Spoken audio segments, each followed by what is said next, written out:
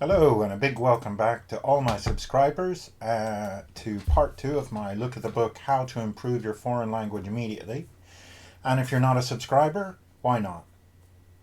Right, in this video, we're going to look at the first tool in the book, which is called Show Your Stuff.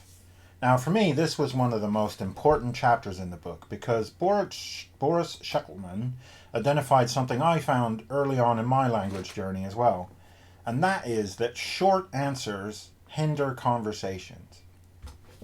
So, Boris explains in the first chapter that when the learner is speaking to a native speaker and just gives a short, abrupt answer to a question, then the conversation quickly transforms it from a conversation into an interrogation, where the native speaker just keeps asking questions. And this makes both the learner and the native speaker uncomfortable, and they just don't want to continue this type of exchange. Now, there are three main difficulties with short answers. The first is that the native speaker starts to just ask questions, and the learner begins to experience a sharp increase in cognitive load because the native is pushing a huge amount of language in their direction. And this language has got to be parsed and then answered. And it's a vicious circle because the less time the learner has to think, because of the amount of words that they have to parse, the shorter the answer is going to be, and the more the native speaker must fill the air with even more words. So secondly, when it's simply just one question after the next question after the next question, the native speaker is completely in control of the conversation, and there's no way for the learner to get off this merry-go-round and become an equal partner in the conversation. And finally, being responsible for the entire conversation, the native speaker begins to feel tense, and the communication is strained and it's unnatural.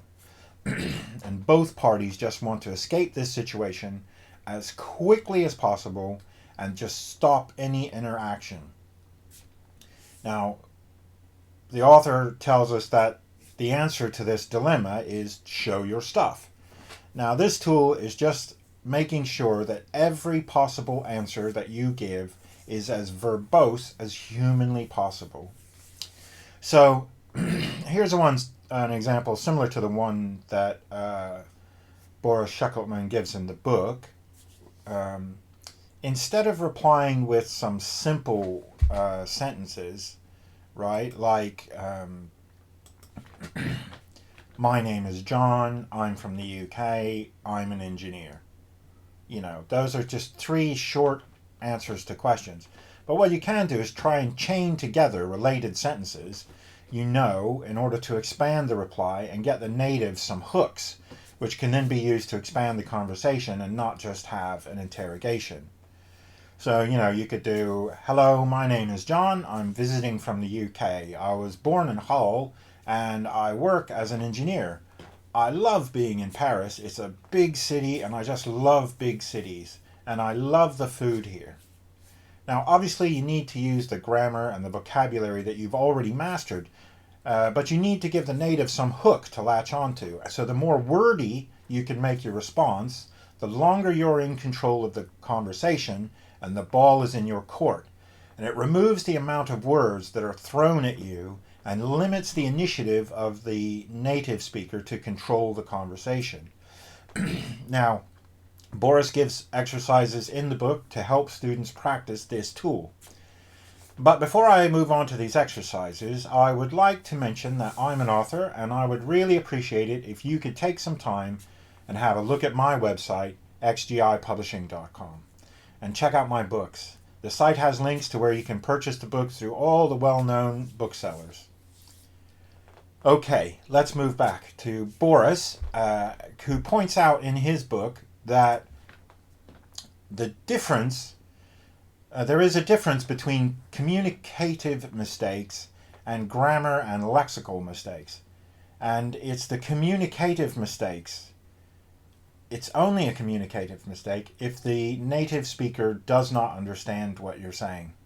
Okay? So if they don't understand you, you can make grammatical mistakes and they'll still understand you, or lexical mistakes and they'll still understand you, but it's like only a communicative mistake if they don't understand what you said.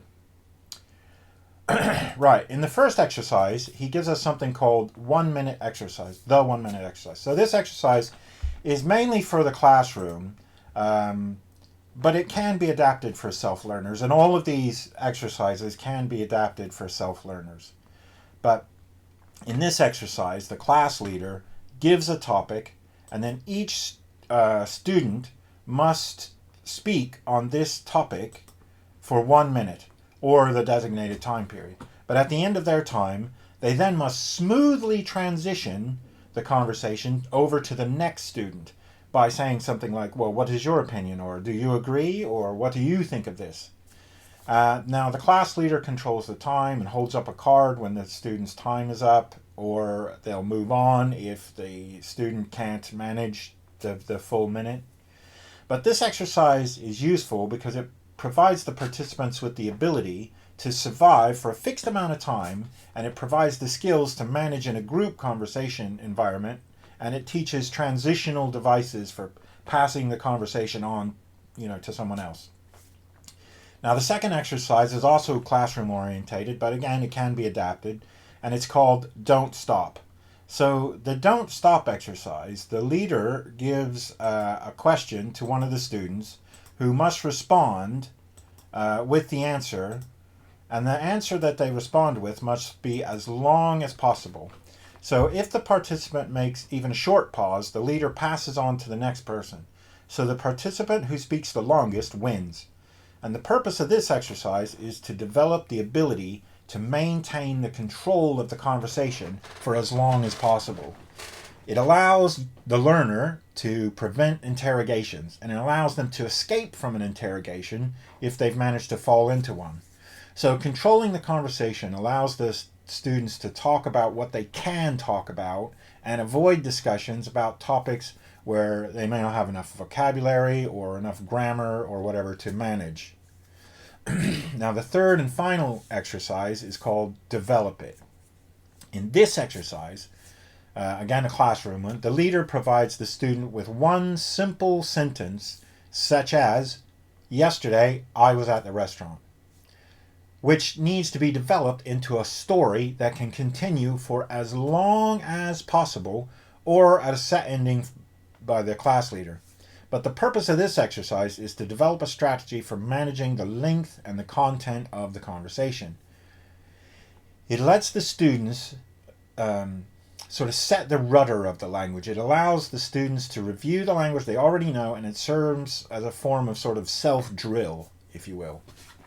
Now, learning to use the first tool, Show Your Stuff, using these exercises and etc., will sharply increase the perception of your language abilities because you can speak a lot, right? I would encourage you again to purchase this book and try out some of the exercises and read some of the real life examples that the author, Boris Shakman, gives about the usage of these tools and things by his students. So again, please like, subscribe, share the video out wherever possible, and I will see you again next time.